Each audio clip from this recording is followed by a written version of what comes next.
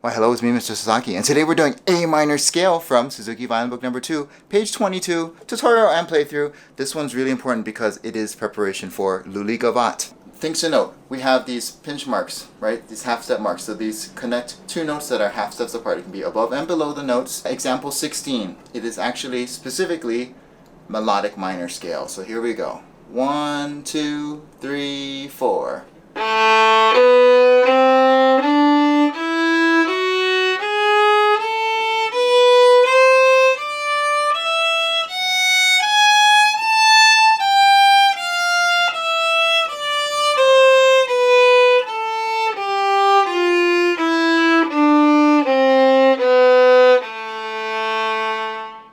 Okay, example 17, the last three lines, arpeggios.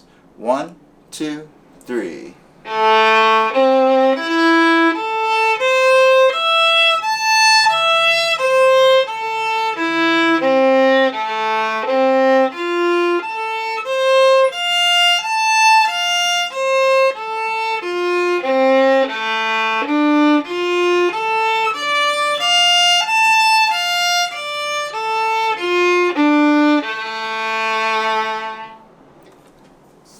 Do practice these are super important.